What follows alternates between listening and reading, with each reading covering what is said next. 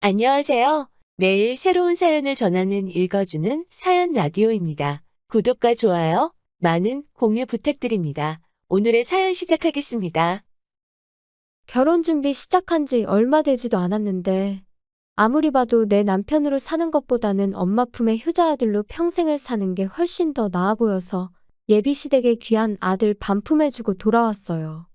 저런 사람이 내 시어머니가 된다는 생각만 하면 소름이 다 돋을 정도였는데 중간 역할은커녕 엄마 말에 거역 못하고 엄마 말만 철썩 믿고 따르는 남자친구 보니 결정을 내리는 게 어렵지는 않았습니다. 몇 년을 연애했고 눈에 콩깍지가 끼어있다 해도 제가 스스로 제 발을 시월드 구렁텅이에 빠뜨릴 정도로 무지렁이는 아니었거든요. 어설프게 조율하는 것보단 빠른 파혼이 맞다 싶어 이렇게 큰 결단을 내렸습니다. 저희가 상견례할 당시만 해도 아무런 문제가 없었어요. 오히려 예비 시어머니가 먼저 허례허식은 생략하자고 예물 예당 같은 거 하지 말고 애들한테 한 푼이라도 보탬되는 걸 해주자고 먼저 제안을 했었거든요. 저희 집에서도 당연히 찬성을 했고 결혼도 반반 결혼 생각하고 있으니 얼마를 도와주시던 간에 똑같이 맞추겠다고 제안을 하셨는데 예비 시어머니가 먼저 집은 원래 남자가 해오는 거 아니겠냐며 그냥 혼수만 준비해오면 된다고 나왔습니다. 옛날이야 그랬지만 요즘 누가 남자가 집 해오고 여자가 혼수해가고 하면서 결혼을 하냐고. 부담 가지실 필요 없으니 반반 결혼하자고 한 번 더 물으셨는데 예비 시어머니는 절대 그렇게 할 수 없다고 단호하게 거절을 했었습니다. 반반 결혼을 한다는데도 계속 싫다고 우겨대는데 어떻게 별 수가 없었어요. 그래서 혼수 비용에 결혼식 비용, 신혼여행비까지 전부 저희 집에서 다 하겠다 말하고 그렇게 이야기를 정리했습니다. 친구들은 요즘 그런 시어머니가 어디 있냐며 저보고 전생에 나라를 구했냐느니 어쨌다느니 소리를 하면서 부러워했어요. 다들 부럽다 부럽다 하니까 저도 처음에는 좋은 시댁 만났구나 막연하게 그렇게 생각하고 있었죠. 그런데 그 해준다던 신혼집이 제가 생각했던 것과는 많이 달랐습니다. 집을 해준다니까 뭐 강남에 몇십억 하는 아파트를 들어가야겠다 그런 욕심을 부렸던 건 절대 아니었어요. 다만 신혼집의 위치라든지 그런 것들에 있어서 당연히 그 집에서 살아갈 저희에게 선택권이 있는 건 줄 알았거든요. 그런데 그런 게 아니었어요. 집은 이미 상견례, 아니 저랑 남자친구 결혼 이야기 처음 오가기 시작했을 때부터 구해져 있던 거나 마찬가지인 상황이었죠. 집을 해준다고 했지만 애초에 매매로 집을 해주는 게 아니었습니다. 전세로 들어가는 거였고 집주인은 다른 사람이 아닌 예비 시어머니의 친언니, 그러니까 예비 시이모님이었습니다. 남자친구네 이모가 누군가에게 전세를 주고 있던 집이었는데 그쪽 지역이 재개발 호재가 생기면서 전세 가격이 많이 올랐다고 하더라고요. 그런데 그 집에 먼저 살고 계시던 분이 오를 만큼 오른 전세금을 감당하지 못해 재계약을 못하고 나가게 되었는데 예비 시이모라는 그분이 욕심을 부렸는지 그 사람이 나간 뒤로 계속 빈집으로 놀리고 있었다고 하더라고요. 그런데 마침 저희 결혼 이야기가 오가기 시작했던 거고 예비 시어머니가 그 집에 전세를 얻어 저희 신혼집을 해주겠다는 소리였던 거예요. 애초에 반반 결혼이 성립이 안 되었던 건 전세금을 예비 시어머니가 해주는 거긴 하지만 결과적으로는 돌려받아갈 돈이니 저희한테 땡전 한 푼 안 도와주는 거나 마찬가지였던 거죠. 그래도 집을 싸게 얻는 게 어디냐 하고 집 구경을 갔는데 집의 상태가 아주 처참했습니다. 집이 좋아서 살기 좋은 동네라서 집값이 오른 게 아니고 그냥 동네가 싸그리 환골탈퇴한다는 재개발 호재 때문에 집값이 올랐던 그저 썩어빠진 오래된 아파트였었어요. 제 생각엔 재개발까지 본인들은 살기 싫고 당장 재개발은 소식만 있을 뿐 언제인지 감도 못 잡겠고 그런데 집을 빈집으로 놀리자니 아까운 와중에 때마침 저희가 결혼한다고 하니 그 집에 세를 얻어준 걸로밖에 받아들여지지가 않았습니다. 크기도 끼케야 14평 정도 돼 보이고 얼마나 오래된 아파트인지 엘리베이터도 없는 그런 아파트였어요. 단 한 가지 마음에 들었던 건 회사 출퇴근하는 버스가 집 앞으로 다닌다는 사실이었죠. 출근하는 것만큼은 편하겠더라고요. 그래도 당장 큰돈 아끼는 게 어디냐. 집에 들어가는 돈 신경 안 쓰고 살아도 되게 된 만큼 열심히 모아서 좋은 집으로 이사 나가자 그런 생각이었죠. 저희 부모님이 저희 신혼집이라고 사진 찍어 놓은 거 몇 개 보여드렸더니 완전 사기당한 기분이라고 하시더라고요. 반반하자는데 한사코 거절했던 게 저런 꿍꿍이가 있었던 거였냐고요. 그때만 해도 저는 저희 부모님을 설득했어요. 좋은 점만 보자고요. 집도 오래되고 평수도 작으니까 혼수도 대충 가성비 제품으로 채워놓고 이사갈 때 새로 구하면 되는 거 아니겠냐고요. 어쨌든 덕분에 한동안 내야 할 대출이자 아꼈다고 치면 반반 결혼하는 거나 마찬가지 아니겠냐고 그렇게 부모님을 설득했어요. 그런데 하루는 남자친구가 저한테 종이 한 장을 건네주더라고요. 이게 뭐냐고 물었더니 남자친구도 자기도 자세히 안 봐서 잘 모르겠는데 엄마가 혼수 리스트라고 적어준 거라고 하더군요. 남자친구 보내고 나서 집에 돌아와 그때가 돼서야 적어준 혼수 리스트를 체크해봤습니다. 그런데 적혀있는 혼수 리스트가 아주 가관이더군요. 일단 브랜드가 전부 국내 굴지의 대기업 제품들밖에 없었어요. 모델명에 색깔까지 자세하게도 적어줬는데 인터넷 찾아봤더니 심지어 두 브랜드에서도 제일 비싼 최고급 라인의 제품들이더군요. 조금 어이가 없었어요. 집은 언제부터 관리를 안 했던 건지 벽지도 다 누렇게 떠있고 바닥 장판도 여기저기 찢어진 곳 투성이에 심지어 요즘은 보기도 힘들다는 그 전통 한지 모양 장판이었거든요. 보아하니 리모델링을 해줄 리는 만무했고 저희 돈으로 대충 도배랑 장판만 할 계획이었는데 아무리 도배 장판을 새로 한다고 해도 샤시도 오래된 알루미늄제 샤시인데 그런 집에 가정가구만 최고급 최신형을 써야 할 이유가 하나도 없잖아요? 가정가구가 최고급 최신형이라고 썩은 집이 좋은 집이 되는 건 아니니까요. 어차피 열심히 모아서 이사갈 계획이 있긴 했지만 그때 가서 좋은 가전 좋은 가구 맞춰서 놓고 싶지 미리 사둔다고 생각하는 건 방법 축에도 들지 못했죠. 그때 가면 또 그때 돼서 최신형 최고급 제품이 따로 있을 텐데 미리부터 사서 썩은 집에 가정가구 모셔두는 게 무슨 의미가 있었겠나요? 끝까지 읽어보니 별게 다 들어가 있더라고요. 하도 오래된 구축이라 방음은 잘 되게 하겠다만 14평 집에 75인치짜리 TV는 왜 필요하고 홈시어터랑 안마의자는 또 왜 필요한지 싶었습니다. 애초에 저희가 TV를 그렇게 챙겨보는 스타일도 아니고 안마의자도 있으면야 편하긴 하겠지만 솔직히 저희 나이에 안마의자가 벌써부터 필요한가 싶기도 하고 거실이라고 저희 둘바닥에 누우면 꽉 차는 느낌인데 거기에 그런 초대형 TV에 음향 시스템까지 갖춰놓고 안마의자까지 놓는 생각을 하니 들어는 갈란지 발 디딜 틈이라도 있을런지 감도 안 잡히더군요. 방이 2개이긴 했는데 워낙에 좁은 평수였다 보니 거실이 더 좁아지는 구조였거든요. 애초에 그 커다란 TV가 아파트 중앙현관을 지나서 저희 집에 들어가기나 할까 싶더라고요. 아무리 봐도 이해가 안 돼서 일단 남자친구한테 먼저 전화를 했죠. 어머님이 적어준 혼수 리스트 봤냐고 물었더니 엄마가 적어준 거고 자기는 안 봤다고 대답하더라고요. 그래서 제가 사진 찍어서 보내줄 테니 한번 봐보라고 했습니다. 그런데 남자친구는 우리 엄마가 적어서 보내준 건데 어련히 알아서 잘하지 않았겠냐며 피곤하다고 그냥 전화를 끊어버리더라고요. 지네 엄마가 결혼하는 것도 아니고 지가 결혼하는 건데 어떻게 저렇게 무관심할 수가 있나 싶었고 어이가 없었죠. 하지만 차라리 이게 낫겠다 싶었어요. 괜히 중간에 남자친구 껴서 예비 시어머니랑 의견 조율하는 것보다 제가 직접 전화해서 이야기하는 게 훨씬 좋겠다 싶었으니 말이죠. 그때가 이미 저녁 늦은 시간이었어서 생각난 김에 바로 전화하고 싶었지만 매너가 아닌 것 같아 다음 날까지 기다렸다 회사 점심시간 활용해서 예비 시어머니한테 전화를 걸었습니다. 그런데 전화는 안 받고 톡으로 왜 전화했냐는 답장이 오더라고요. 예비 시어머니가 전화 받기 조금 난감한 상황인가 싶어서 그냥 저도 기다릴 것 없이 톡으로 물어봤어요.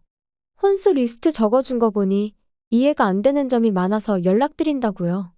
일단 그런 최신형 대형 가정가구를 넣기엔 집이 많이 좁은 편인 것 같다고요. 그런데 예비 시어머니는 요즘 혼수해오면 다들 기본적으로 그 정도는 해온다던데 그런 것도 모르냐며 오히려 역으로 저한테 물어보더라고요.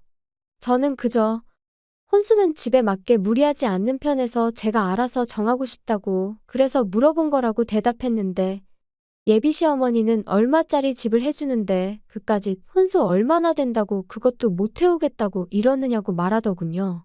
제가 못 해가겠다고 하는 소리가 아니라 집에 안 어울려서 그러는 거라고 다시 설명을 했지만 남들 다 해가는 만큼만 적은 거니 앓는 소리 하지 말고 하나도 빠짐없이 다 하라고 하더라고요. 그 이후에는 톡을 보내도 읽고 무시하는 식이었어요. 곰곰이 생각해봐도 이건 아니다 싶더라고요. 솔직히 막말로 집도 말이 해준다는 거지. 남의 집 빌려다가 당분간 저희들 살게 해주는 거잖아요. 저희 사는 중에 만에 하나 재개발이 시작되면 뭐 분양권을 저희한테 넘겨줄 것도 아니고 그렇다고 저희 앞으로 그 돈을 주기로 한 것도 아닌데 사실상 돈거래는 예비 시어머니와 한가족인 예비 시이모님 두 분 사이에만 오간 거지 제가 땡전 한 푼 받은 게 없는 거나 마찬가지였잖아요. 그런데 예비 시어머니 욕심에 집에 어울리지도 않는 혼수를 해오는 것도 말이 안 된다 싶어서 그냥 저도 제 뜻대로 밀어붙이기로 했습니다. 혹시나 또 집 해주는데 어쩌고 하면서 뭐라고 하면 제가 생각한 거 그대로 한마디 되갚아주려고요. 시어머니가 적어놓은 혼수 목록이 대충 계산만 해봐도 5천만 원이 훌쩍 넘었거든요. 제가 인터넷 뒤져가며 이것저것 찾아서 가성비 제품들로 구성해봤더니 그 코딱지만한 집 채우는데 500만 원이면 충분하겠더라고요.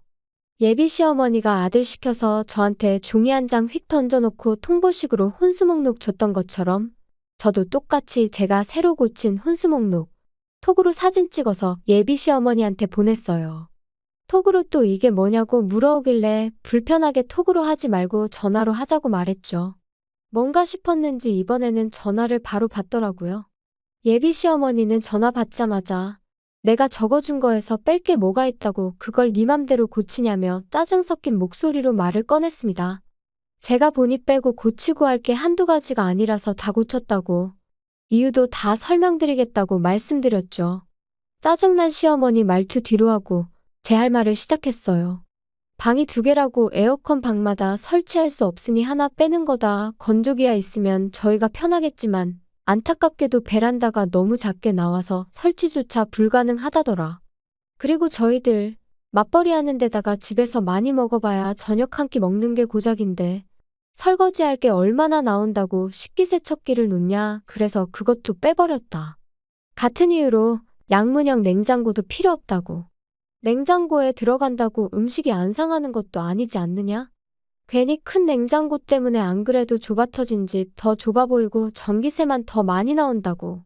그냥 적당한 크기의 냉장고로 바꾸겠다 했죠.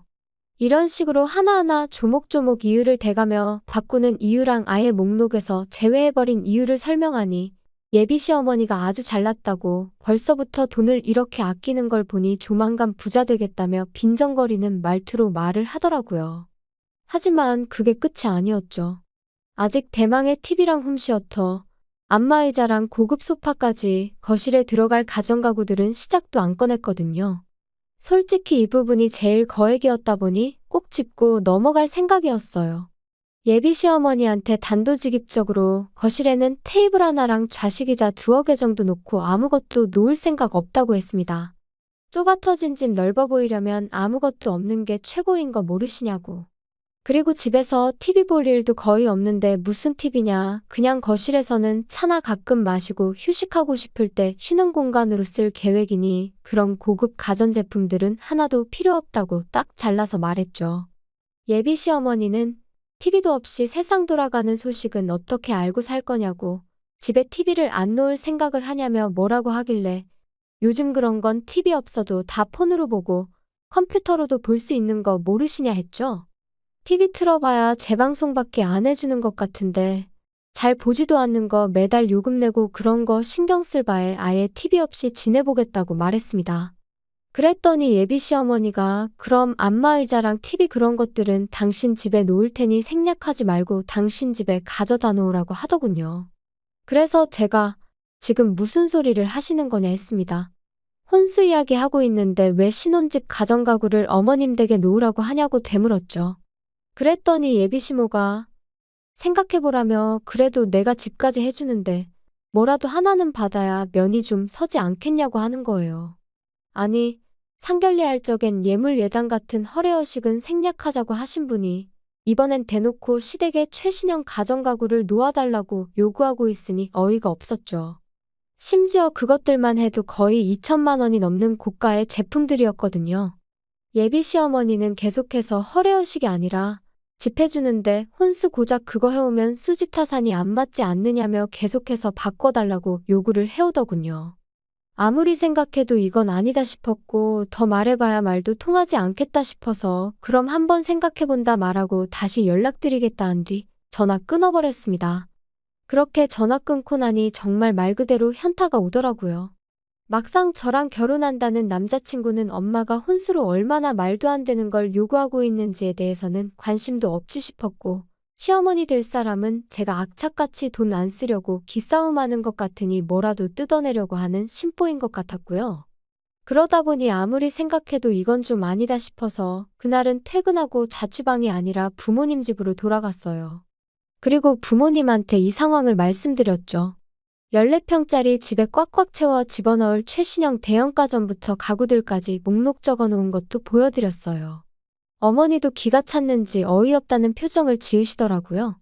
당장 남자친구한테 전화해서 그냥 결혼은 양가 도움을 받지 말던가 반반 똑같이 지원받아서 하는 걸로 하자고 말하라시더라고요. 그래서 남자친구한테 바로 전화를 했어요. 지금 상황을 충분히 이해가 되도록 설명을 해줬는데 남자친구는 그런 건 생각도 안 하고 바로 짜증부터 내더라고요. 애초에 그럴 거면 해온다고 하질 말았어야지 않는 거 아니냐고요. 그러면서 또 한다는 소리가 엄마랑 이야기해보고 연락 줄 테니까 그렇게 알라고 하는 겁니다. 예비 시어머니만의 문제였다면 저희 부모님이 어떻게든 조율해보려고 도와주셨을 텐데 가만 보니 이건 비단 예비 시모 혼자만의 문제가 아니라 그 아들인 남자친구한테도 문제가 있다는 걸 알게 되었습니다. 저희 부모님도 그 상황을 두 눈으로 목격하시니 엄청 열받아 하셨어요. 어머니가 저한테 예비사돈한테 남자친구가 전화 걸어서 통화 못하기 전에 곧바로 전화 좀 걸어보라고 하더라고요. 남자친구가 예비 시어머니한테 전화 거는 걸 미뤘던 건지 예비 시어머니가 바로 전화를 받았어요. 바로 전화 받으실 분이 아닌데 생각해보니 제가 시댁가전 바꿔주는 걸 생각해보겠다고 말하고 전화를 끊었었다는 게 생각이 딱 나더라고요. 예비 시어머니가 전화를 받는 걸 확인하자마자 저희 어머니께서 핸드폰 바로 뺏어다가 한마디 하셨어요. 이런 식으로 나올 거면 그냥 반반 결혼시키자고요. 예비 시어머니는 어떤 상황인지 곧바로 눈치를 챘던 건지 거기서 오히려 큰 소리를 치더군요. 아니, 그럼 애초부터 해온다는 소리를 하지 말았어야 했던 거 아니냐? 그리고 한쪽에서 집해오면 반대쪽에서는 원하는 대로 혼수해오는 게 당연한 거 아니냐고 하는 겁니다. 그 말 듣자마자 저희 어머니가 다시 전화에다 대고 한 소리 하셨어요. 내가 단칸방 들어가서 월세 사는 한이 있더라도 지금 사는 집 저희 신혼집으로 쓰게 내주겠다고요. 집은 내가 해올 테니 예비사돈이 혼수를 해오는 걸로 하셔라 했습니다. 다 쓰러져가는 14평 쓰레기 아파트 가지고 혼수 5천만 원치 받으려고 했나 본데 우리 집은 당신 언니가 가지고 있다는 그 잘난 집보다 평수도 크고 집값도 훨씬 더 받는 거 알고 계시냐고. 그러니 우리 집 신혼집으로 내주면 아주 리모델링부터 시작해 가정가구에 자동차까지 싹 다 받아내야겠다 했습니다. 집 해오면 원하는 대로 혼수해주는 게 당연한 거라고 하셨지 않냐고. 어디 한번 얼마나 해오는지 한번 두고 봐야겠다고 으름장을 놓으셨죠. 그랬더니 이게 지금 경우없게 뭐 하는 짓이냐고 따지더군요. 예의라고는 눈꼽만치도 없는 행동인 거 알고 그러는 거냐며 큰 소리를 치길래 제가 어머니한테서 전화기를 뺏어다가 예비시모한테 한마디 해줬습니다. 당신네들이 했던 거 그대로 똑같이 하는 건데 경우 없고 예의 없다고 하는 걸 보니 아줌마가 아들 결혼을 빌미로 얼마나 개수작을 부리고 있는지는 알고 있는 것 같아서 다행이라고요. 제 말을 듣고는 언성을 높이며 너는 시어머니가 아주 우습게 보이냐고 아주 시집 오면 버르장머리를 개조해줘야겠다고 겁을 주더라고요. 그래서 저도 한마디 해줬습니다. 아줌마 정신 차리라고요. 아직도 내가 결혼하고 싶어서 이러는 건 줄 아냐고 파혼하자고 하는 소린데 눈치 좀 챙기라고 한마디 해줬어요.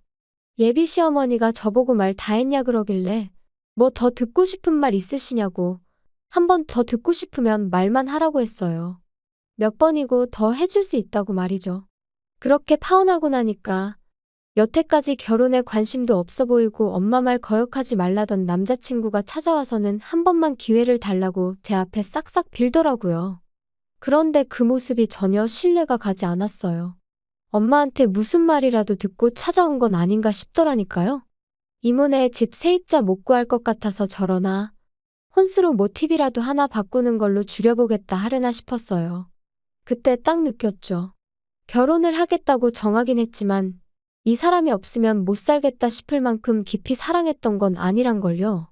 애초에 저는 이미 혼수리 스트랍시고 남자친구한테서 종이 한 장 건네받았을 때부터 결혼할 마음이 싹 달아났던 것 같아요. 남자친구한테 내 마음 돌릴 생각 없다고. 파혼의 이유가 당신 어머니한테만 있는 건 아니니 너무 엄마 탓은 하지 말라고 한마디 해줬네요. 애초에 너가 나랑 결혼하고 싶었으면 나랑 너네 엄마랑 저렇게 개싸움 나게 두지는 않았을 거 아니겠냐고 하니 아무 말도 못하고 돌아가더군요. 한편으로는 거액의 혼수 목록을 받았을 때 그때 차라리 후련하게 정리해버렸다면 이렇게 마무리가 더럽지는 않았을까 싶은 생각이 들 때도 있습니다. 하지만 여전히 그거 하나만큼은 확실하네요. 꼴 같지 않은 집구석에 주제 파악시켜주고 내 하고 싶은 말 속 시원하게 다 내뱉어낸 거 그 덕에 제 속은 후련해졌고 아무 미련 없이 끝낼 수 있었다는 거 말이에요. 긴 이야기 들어주셔서 감사합니다. 오늘의 사연은 여기까지입니다. 구독과 좋아요, 알람 설정해주시면 앞으로 더 좋은 사연으로 찾아오겠습니다. 감사합니다.